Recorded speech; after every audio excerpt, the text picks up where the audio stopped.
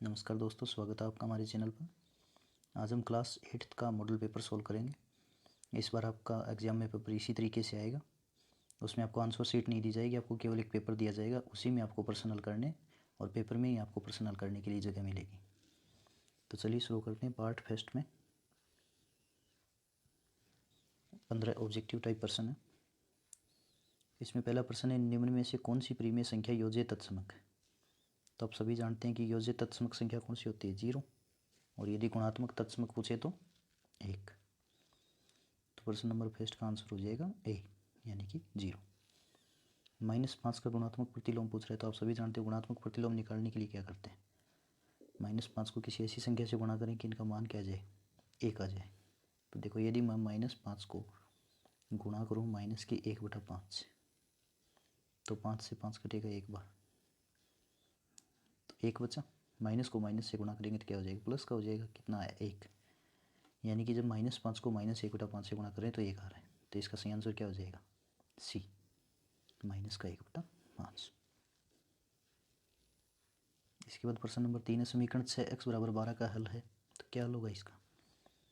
6x = 12 का यदि हम हल करना चाहें तो x का मान निकालने के लिए क्या करेंगे, 6 गुणा में उधर जाएगा भाग में, तो 12 तो 6 का भाग एक बार और 6 का भाग 2 बार। x का मान कितना आया, 2। तो प्रश्न नंबर 3 का आंसर क्या होगा, 2, यानी कि सी। इसके बाद प्रश्न नंबर 4, समीकरण 2x - 3 = 5 में चर कौन सा है। तो क्या करेंगे, चर पूछ रहे हैं तो चर कौन से होते हैं, एक्स वाई जेड, और 2, 3 और 5 क्या अपनी अचर राशियाँ। तो ये चर की बात करें तो इसमें तो एक ही चर है, कौन सा, x1, यानी इसका सही आंसर क्या होगा, बी। इसके बाद प्रश्न नंबर 5 में 3/x = -3। तो x का सही मान बताना है, कैसे निकालेंगे, वज्र गुणा करेंगे 3/x से, बराबर आपका -3। इसके बटा में 1 लिख सकता हूँ। वज्र गुणा करेंगे तो 3 को 1 से किया 3, बराबर -3 को x से किया तो -3x। और जब यहाँ से हम x निकालेंगे कितना आएगा, -3 इधर आएगा तो भाग में, तो 3/-3।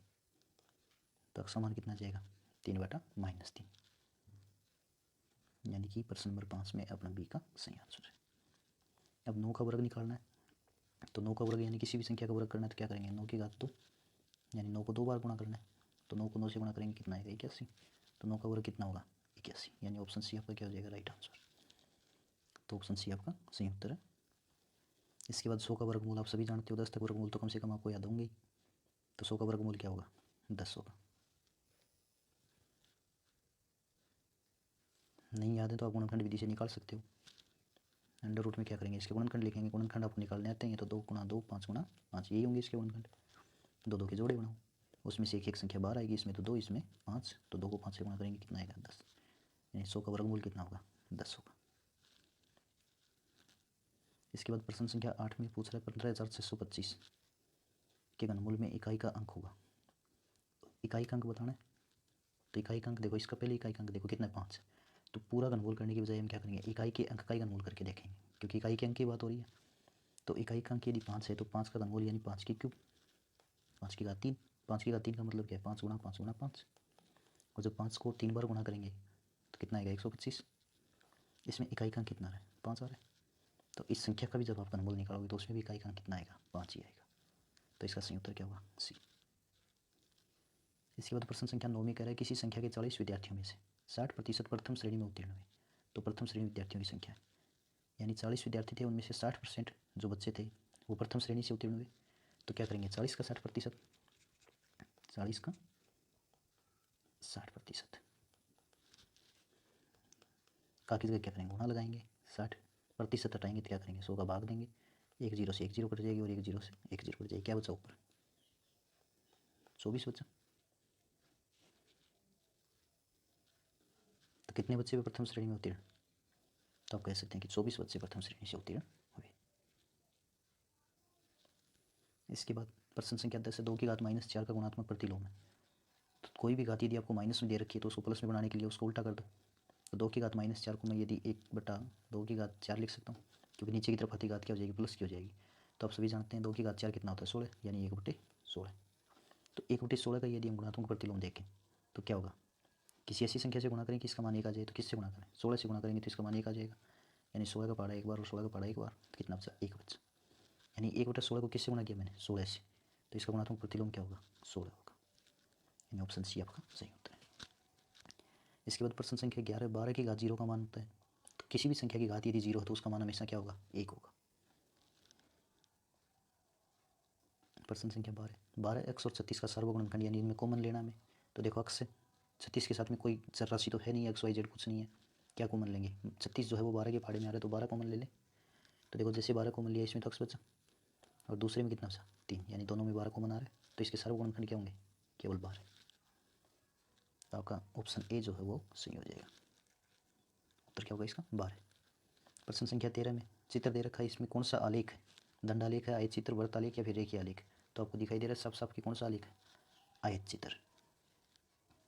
तो इसका ऑप्शन बी आपका सही हो जाएगा। इसके बाद प्रश्न संख्या 14 में संख्या 10 गुणा 5 प्लस 6 का सामान्य रूप है। तो इसको बोर्ड मास से आप जानते हो कि पहले किसको हल करेंगे? गुणा को, और उसके बाद प्लस को हल करेंगे। तो यदि पहले गुणा को हल करें तो 10 गुणा 5 कितना होगा? 50, प्लस कितना है? 6, तो 50 में 6 जोड़ेंगे तो 56, कितना होगा? 56। तो ऑप्शन बी आपका सही हो जाएगा। इसके बाद प्रश्न संख्या 15, कोई संख्या 10 से विभाजित होती है यदि संख्या के अंकों का योग 10 हो, नहीं। संख्या में इकाई के स्थान पर 0 होगा 5 हो, ये भी नहीं है। संख्या में इकाई के स्थान पर सम संख्या हो, ये भी नहीं हो सकती। संख्या में इकाई का अंक 0 हो। तो यदि किसी संख्या का इकाई का अंक 0 है तो वो हमेशा किससे विभाजित होगी? 10 से विभाजित होगी। तो इसमें ऑप्शन डी आपका सही हो जाएगा। इसके बाद प्रश्न संख्या 2, इसमें आपको रिक्त स्थान भरने, इसमें आपको 8 प्रश्न मिलेंगे एक नंबर के। तो पहला प्रश्न हम देखेंगे, -2 से बड़ी प्रीमिय संख्या है। तो देखो -2 से बड़ी प्रीमिय संख्या पूछ रहा है और आपको 2 ऑप्शन दिए, इसने -3 और 0। तो देखो माइनस की संख्या जितनी बड़ी होगी उसका मान हमेशा उतना ही छोटा होगा। तो -3 तो -2 से छोटी है, तो -2 से बड़ी चाहिए हमें, तो कितनी होगी? 0 होगी। कितनी होगी? 0। प्रश्न नंबर दूसरे में कह रहे हैं सेकंड में ये कि x से 5 अधिक है, यानी x में कितना जोड़े? 5 जोड़े, तो कितना होगा x से 5 अधिक? x प्लस 5, 5x तो इसका 5 गुना हो जाएगा, यानी x प्लस 5। वर्ग में विकर्णों की संख्या, तो आप सभी जानते हैं वर्ग में कितने विकर्ण होते हैं? कितने विकर्ण होते हैं वर्ग में? 2। कितने विकर्ण होते हैं? 2। इसके बाद प्रश्न संख्या 4 है, 272 के वर्ग में इकाई का अंक होगा। तो 272 का वर्ग नहीं करेंगे हम, क्या करेंगे? इकाई का अंक पूछ रहे हैं तो उसी का वर्ग करके देखेंगे। तो 2 का वर्ग करेंगे तो कितना आएगा? 4 आएगा, क्योंकि इकाई का अंक इसमें देखो 2 है, उसका वर्ग किया हमने, कितना आया? 4। तो यदि 272 का वर्ग भी करेंगे हम तो उसका भी इकाई का अंक क्या होगा? 4 होगा। कितना होगा? 4।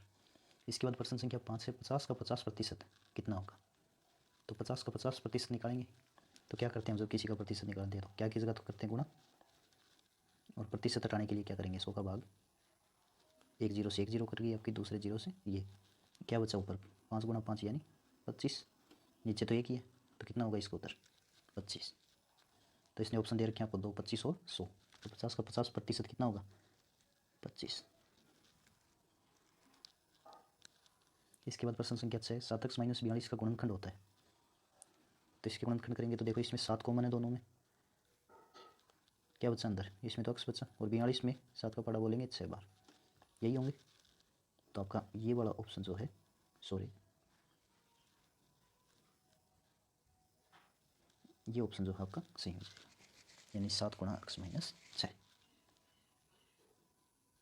मूल बिंदु के निर्देशांक है, तो आप सभी जानते हो मूल बिंदु के निर्देशांक क्या होते हैं? हमेशा 0 0।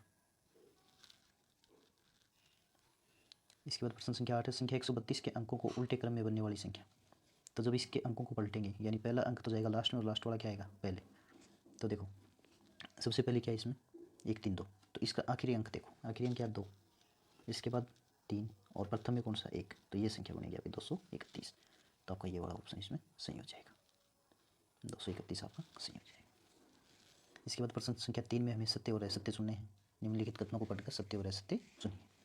तो देखिए प्रश्न पहला आपका, 2 व 0 के मध्य की प्रीमिय संख्या -1 है। तो देखो 0 से 2 की तरफ जा रहे हैं, यानी प्लस में जा रहे हैं, तो माइनस की संख्या इसके बीच में कभी नहीं हो सकती, तो ये क्या होगा आपका? असत्य कथन। इसके बाद y + 9 = 4, y + 9 = 4। इसमें y का मान -5, तो देखते निकाल के y + 9 = 4, तो y बराबर कितना होगा? 4 - 9, 9 को उधर लेके जाएंगे, पक्षांतरण करेंगे तो y कितना आएगा? माइनस की संख्या बड़ी तो माइनस का निशान, 9 में से 4 गए तो 5, तो y -5 ही आ रहा है, तो इसका मतलब ये कथन सत्य है। इसके बाद प्रश्न संख्या 3, बहुभुज के सभी बहिष्ठ कोणों का योग 360 डिग्री होता है, बिल्कुल होता है, तो ये कथन क्या होगा? सत्य होगा। बहुभुज के सभी बहिष्ठ कोणों का योग कितना होता है? 360 डिग्री। इसके बाद प्रश्न संख्या 4 है, जिस मूल्य पर कोई वस्तु बेची जाती है वह क्रय मूल्य कहलाता है, तो ये कथन क्या होगा? असत्य, क्योंकि जिस मूल्य पर कोई वस्तु बेची जाती है वो क्रय मूल्य नहीं, क्या कहते हैं उसको? विक्रय मूल्य। तो ये कथन क्या होगा आपका? असत्य, गलत कथन।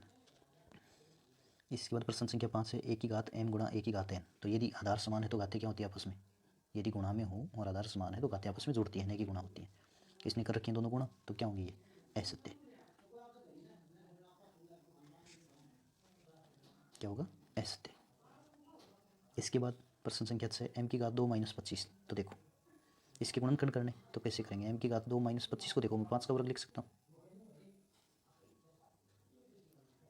और अब देखो a की घात 2 - b की घात 2, यानी कैसे करेंगे इसके गुणनखंड?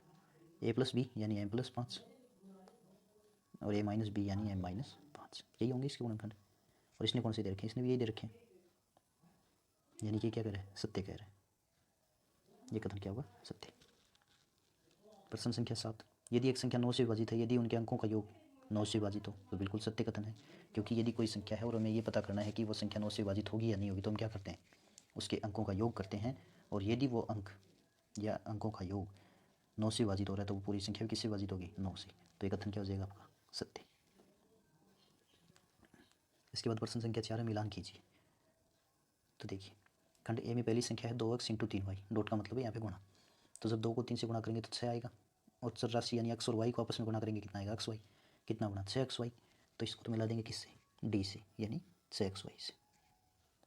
किससे मिला देंगे इसको? d से। इसके बाद देखो दूसरा प्रश्न है, इसमें आपका छोटी सी मिस्टेक है, इसको आप सही कर लेना। xy × yz, x नहीं आएगा, ये यहाँ पे z आएगा, xy × yz × zx।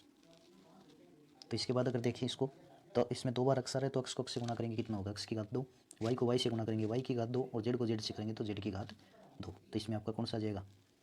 इसको आप मिला देंगे a से।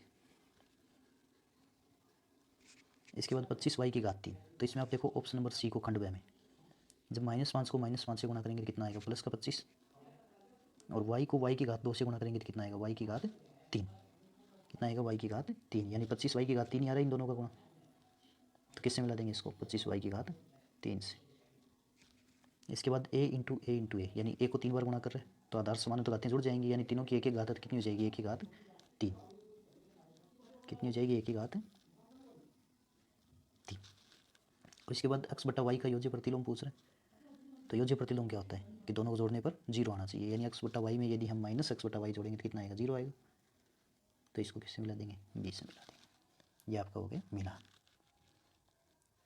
इसके बाद प्रश्न संख्या 5/4 को संख्या रेखा प्रदर्शित करना है, तो देखो 5/4 हमारी प्लस की संख्या है, किसकी है?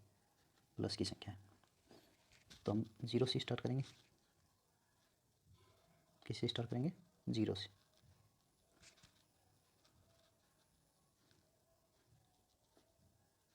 तो देखो सबसे पहले हम क्या लिखेंगे? 1/4। इसके बाद यदि मैं चलता जाऊँ तो इसके बाद क्या आएगा? 2/4, यानी 1/2। इसके बाद क्या आएगा? 3/4। इसके बाद क्या आएगा? 4/4, यानी 4/4 देखो आप काट के देखो, ये क्या आएगा? 1 आ जाएगा, और उसके बाद 4/4 के बाद क्या आएगा? 5/4, यानी 1 के बाद आ रहा है और 2 से पहले आ रहा है, 1 के बाद और 2 से पहले आ रहा है, तो क्या करेंगे? यहाँ पे 2 लिख देंगे, यानी 1 और 2 के बीच में आ रहा है। किसके बीच में? 1 और 2 के बीच में। तो इस प्रकार आप इसको संख्या रेखा के ऊपर निरूपित कर सकते हो। इसके बाद देखो प्रश्न संख्या 6।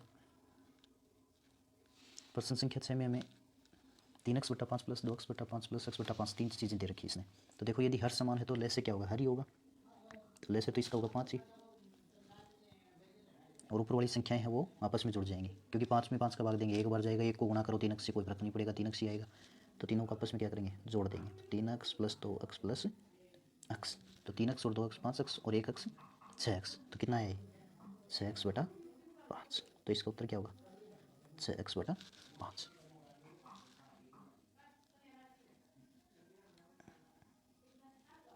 इसके बाद प्रश्न संख्या 7 है, त्रिभुज ABC में बहिष्ठ कोण x का मान ज्ञात कीजिए। तो आपको सबको पता है कि बहिष्ठ कोण कैसे निकालते हैं त्रिभुज का, त्रिभुज ABC का जो बहिष्कोण होगा वो उसके सम्मुख अंतःकोणों के योग के बराबर होगा। तो देखो इसके सम्मुख अंतःकोण B और C हैं, तो B तो इसने दे रखा है, C नहीं दे रखा, तो C हम निकाल लेंगे कैसे, क्योंकि त्रिभुज के दो कोण दे रखे हैं और हमें ये पता है कि तीनों कोणों का योग कितना होता है 180 डिग्री। तो कैसे निकालेंगे कोण C, हमें ये पता है कि कोण C प्लस कोण A और कोण B का मान कितना होता है 180, तो कोण A कितना अपने पास 90 डिग्री, कोण B कितना अपने पास 30 डिग्री, कितना होगा इनका मान 180 डिग्री। तो 90 और 30 120, तो कोण C कितना हो जाएगा 120 को उधर लेके जाएंगे माइनस का 180 माइनस 120, तो कोण C कितना आ जाएगा आपका 60 डिग्री, कितना आ जाएगा 60 डिग्री। अब इसका स्क्रीनशॉट ले लीजिए एक बार, उसके बाद मैं इसको मिटा देता हूँ। C आ गया हमारा 60 डिग्री, C कितना आ गया 60 डिग्री। तो हमें ये पता है कि अक्स क्या होगा B और C का योग, तो B अपना 30 डिग्री, कोण यदि हम कोण अक्स निकालना चाहें तो अक्स बराबर कोण B प्लस कोण C, तो अक्स बराबर कितना होगा B तो अपना 30 डिग्री, C हमने निकाला था अभी 60 डिग्री, तो अक्स कितना हो जाएगा 90 डिग्री, कितना हो जाएगा अक्स 90 डिग्री। प्रश्न संख्या 8, संख्या दे रखी है, इसकी 9 से विभाजितता की जांच करनी है कि ये 9 से विभाजित होगी या फिर नहीं होगी। तो देखो 9 से विभाजितता की जांच कैसे करते हैं, सत्य असत्य में हमने किया था कि कोई संख्या है उसके सभी अंकों को जोड़ के देखेंगे, यदि वो 9 से विभाजित हो रहे हैं तो वो पूरी संख्या भी किससे विभाजित होगी 9 से विभाजित होगी। तो इसके अंकों को जोड़ के देखेंगे, तो 2 plus 1 plus 4 plus 3 plus 6 plus 5 8 और 7, तो 2 और 1 3 4 7 3 10 6 16 और 5 21 और 8 29 29 और 7 36, कितना है अंकों का योग 36।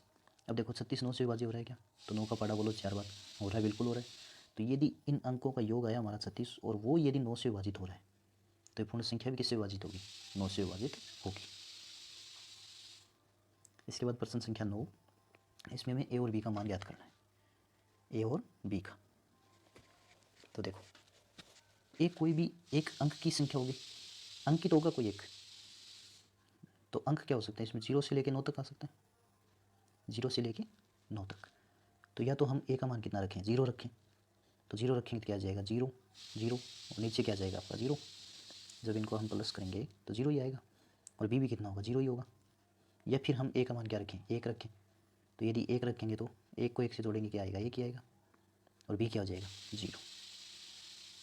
तो A और B का मान अगर आपसे पूछ रहे हैं तो A तो आप लिखो 1 और B कितना होगा 0,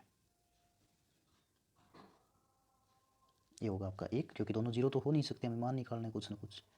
तो क्या होगा A तो हम 1 रखेंगे, तो 1 को 1 से जोड़ेंगे तो 1 ही आएगा, तो पीछे तो क्या लगाना पड़ेगा 0 ही लगाना पड़ेगा, तो B कितना हो जाएगा आपका 0 हो जाएगा। तो A बराबर 1 और B बराबर 0।